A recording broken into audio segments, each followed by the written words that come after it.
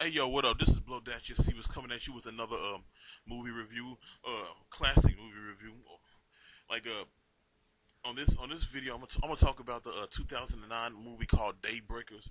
Daybreakers, which was an Australian American science fiction horror film written and directed by Michael and Peter Spierig. The film takes place in a futuristic world overrun by vampires. A vampiric corporation sets out to capture and farm the remaining humans while researching a blood substitute.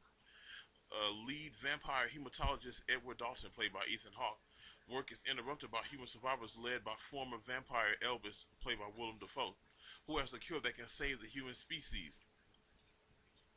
Yeah, like this movie, it also movie stars Ethan Hawke, Willem Dafoe, Claudia Carbon, Michael Dorman, Sam Neill, Vince Colosimo, Isabel Lucas. Let's see, it was distributed September 11th, 2009. Weird. And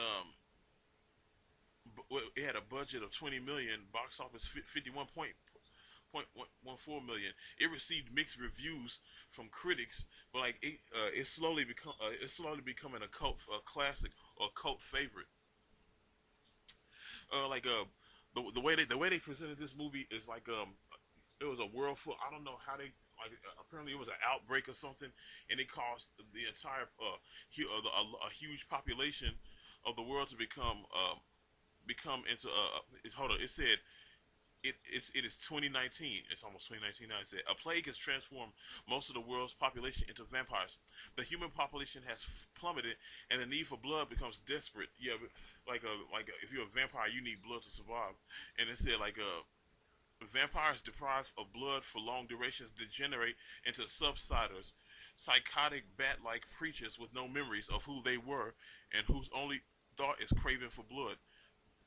The few remaining humans are captured and harvested in laboratory farms, while scientists research a synthetic blood substitute, which really doesn't do good.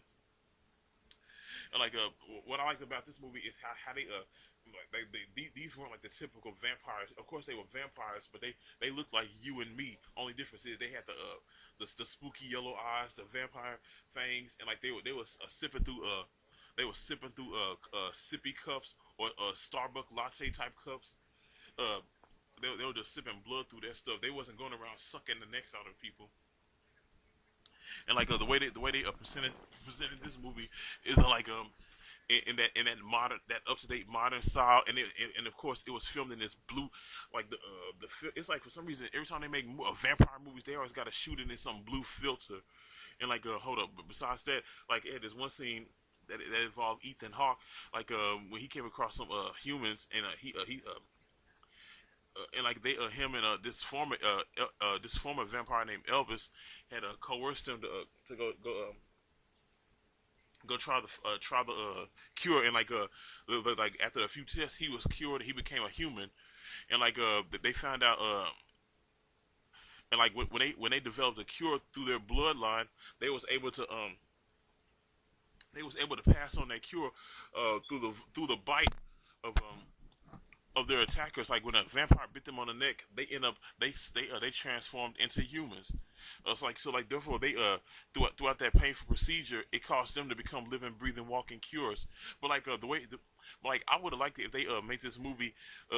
They found the actual blood substitute, instead of just harvesting all the entire human population, whoever they could, just make a blood substitute, and and then just be done with it. But like I like the setup. I like how they just how the movie how they just how they just stylized this movie with the that with the vampires. I like this. I really like seeing movies like that. Um, Vampire movie, like cool ass vampire movies like this. Now I want to see if they're gonna do like a werewolf version of that. I really like this movie. Daybreakers was a good movie.